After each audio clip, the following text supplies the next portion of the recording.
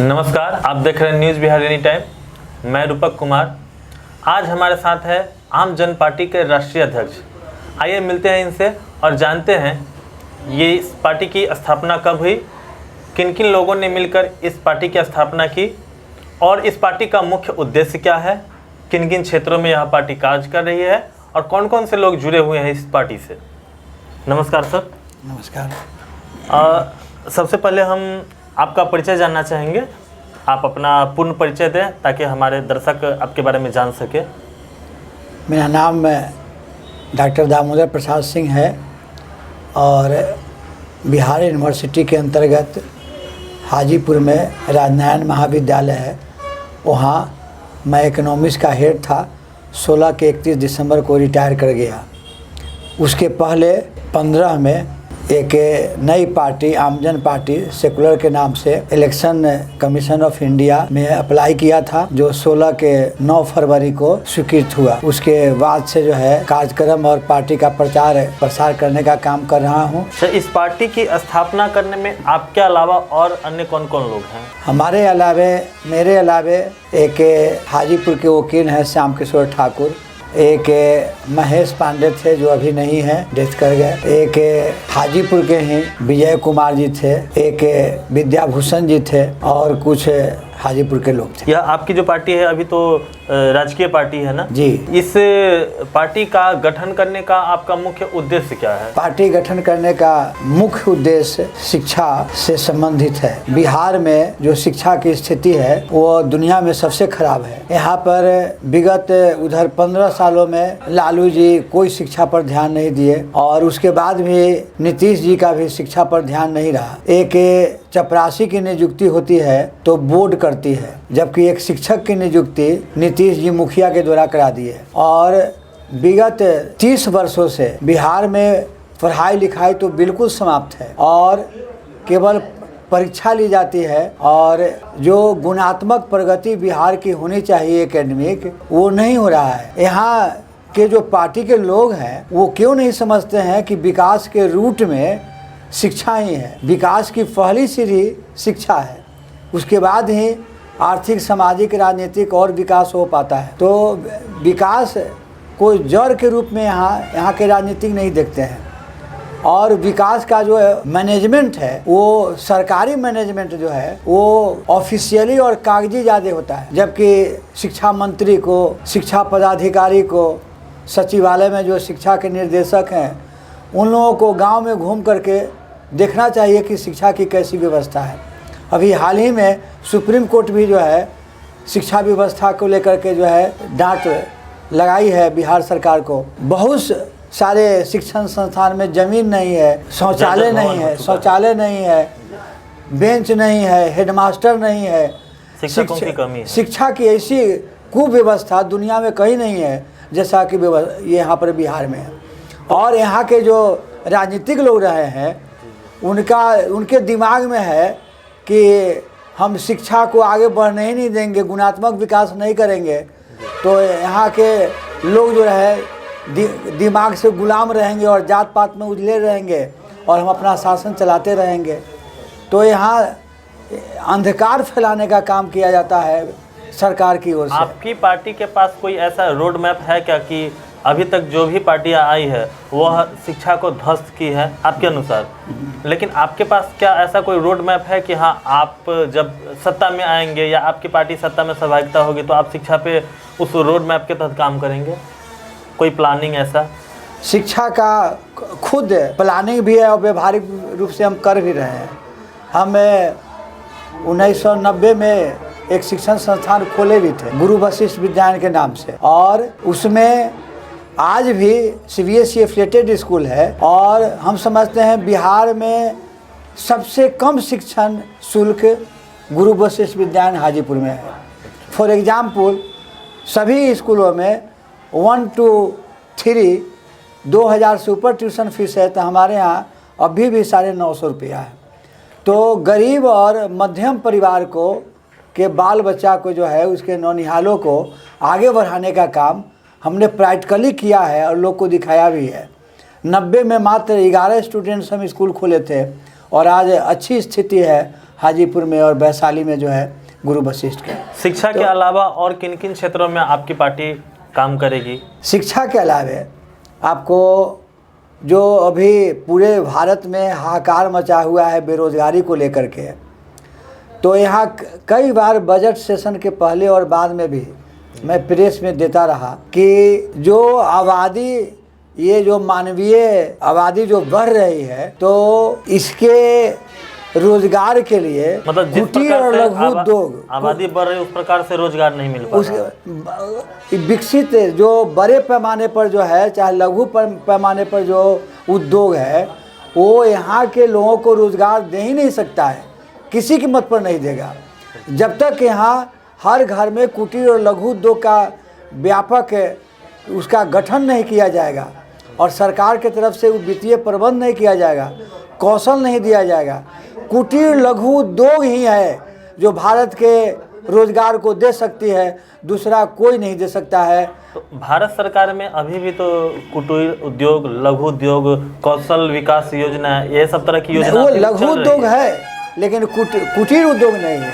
कुटीर उद्योग जो है वो हर फैमिली में होता है और उसका जो है अधिकतम 5 सदस्य से ज़्यादा नहीं होता है और उसकी लागत भी कम होती है और घर के लोग ही जो है वो उद्योग चलाते हैं, बाहरी कोई नहीं चलाता है।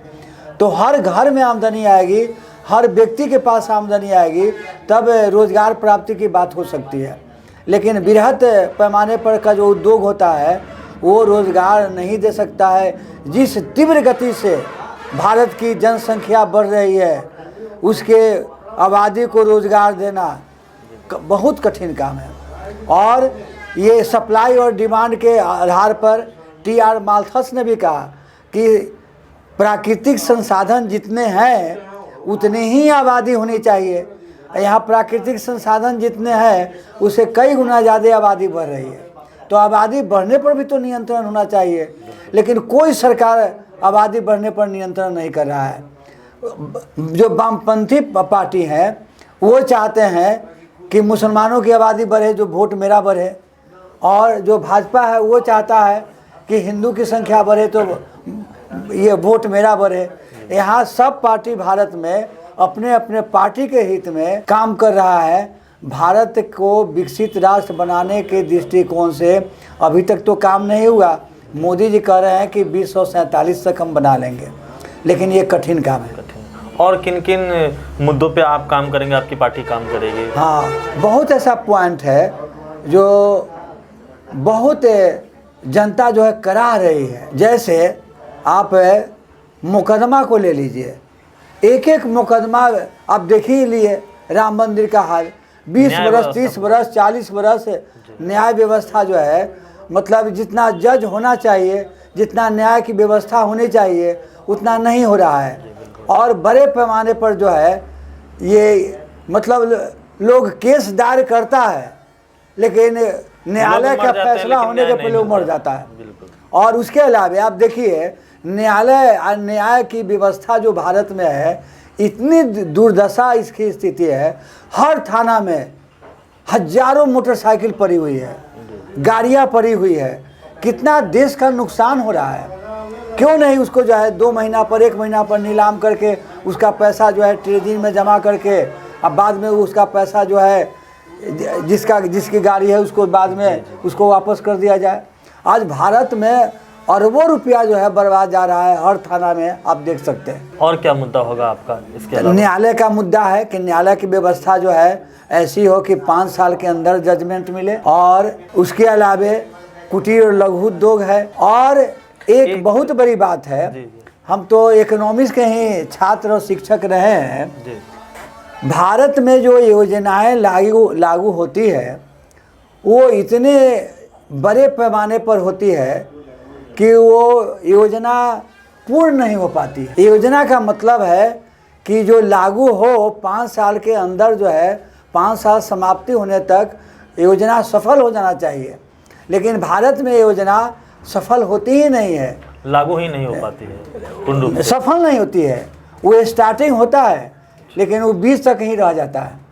उसका जो है पूर्ण प्रतिशत लाभ जो उसका है लाभ लाभों को नहीं मिल पाता नहीं मिल पाता जी बिल्कुल। तो भारत में जो है ऑनेस्टी की बहुत कमी है। जी, जी। और अभी ये विधायक और सांसद जो है, पहले इस देश को आक्रमणकारी मुगलों ने लूटा, उसके बाद अंग्रेजों ने लूटा, और आज विधायक और सांसद जो है, आप जरा सोच लीजिए, एक विधायक को भत्ता पेंशन मिलता है। उसके अलावा अभी जो शिक्षा मंत्री के बारे में जाना जाता है कि वो एक से कॉलेज टीचर रहे हैं तो उनको पेंशन मिलता होगा, फिर एक विधायक रहे हैं उनको पेंशन मिलता होगा। अभी जो है आपके हिसाब से उन लोगों को पेंशन बंद कर देना चाहिए? बिल्कुल एक ही पेंशन होना चाहिए, मतलब ये पेंशन का लाभ उनको नहीं चाहिए। ये विधायक और सांसद जो है, मंत्री जो है, ये 4-4, 5-5 जो है ये पेंशन ले रहे हैं और भत्ता ले रहे हैं। ये तो मतलब देश को उजाड़ रहे हैं, देश में आग लगा रहे हैं। एक व्यक्ति के अंदर अगर 4 तरह का क्वालिटी है तो उसको क्यों नहीं 4 तरह का लाभ मिलना? बिल्कुल, और पेंशन तो एक ही होना चाहिए। ये विधायक सांसद को बहुत मिलता है। समाज में 4 तरह का अच्छे अगर काम किए हैं। नहीं काम किया तो क्यों, यहाँ गरीबी है ना, भारत में गरीबी है ना, तो गरीबी का निराकरण ये नेता लोग क्यों नहीं करते हैं? तो भारत में नेताओं का चरित्र का बहुत अभाव है। ये नेताओं की अपेक्षा पूर्ण रूप से उनका बंद कर देना चाहिए बिल्कुल, या कोई एक मिलना चाहिए, कोई एक मिलना चाहिए, करंट मिलना चाहिए, एक से नहीं मिलना चाहिए। एक और आपके मैनिफेस्टो में लिखा हुआ आरक्षण जो है आर्थिक रूप से केवल गरीबों के लिए उपलब्ध करना चाहिए, इस पर आप क्या कहना चाहिए? इसका क्या उद्देश्य? दुनिया में 2 ही जात है, दुनिया में 2 ही धर्म है, दुनिया में 2 ही वर्ग है, एक अमीर है एक गरीब है।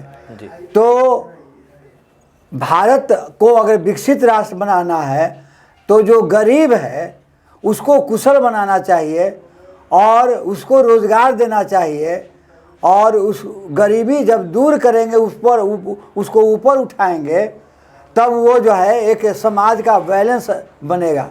आज तक भारत में ये गरीबों को बैसाखी दिया गया, मतलब गरीब विकलांग रहे, हाँ विकलांग रहे, उसमें क्वालिटी काहे नहीं दे रहे हैं? गरीबों में क्वालिटी दीजिए ताकि वो भी जो है परिपक्व बने और खुद से जो है अमीर बने और आमदनी बढ़ावे।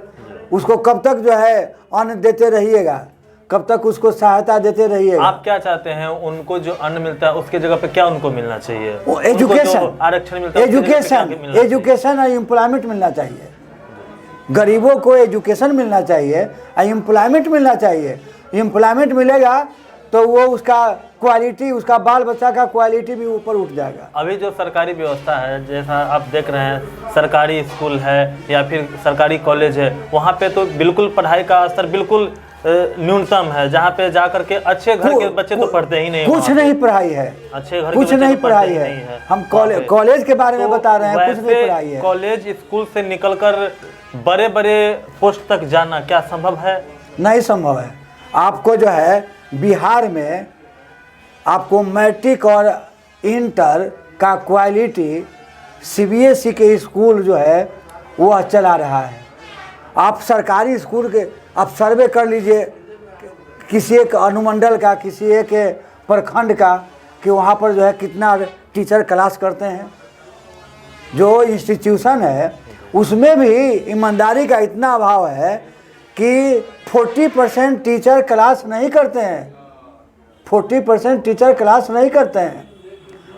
जाम में फंस गया तो लेट हो गया, तो ये हो गया, वो जितना उनको आपके पास क्या योजना है? मान लिए अगर आरक्षण खत्म कर दिया जाए तो आरक्षण खत्म करके आप कैसे चाहते हैं कि लोगों का विकास हो, उसको शिक्षा मिले, उसको रोजगार मिले, आप उसके लिए क्या करेंगे? वो गरीब के बाल बच्चा को खिचड़ी न खिला करके उसको सबको आवासीय विद्यालय खोल करके उसको जो है एजुकेशन को बढ़ाना चाहिए।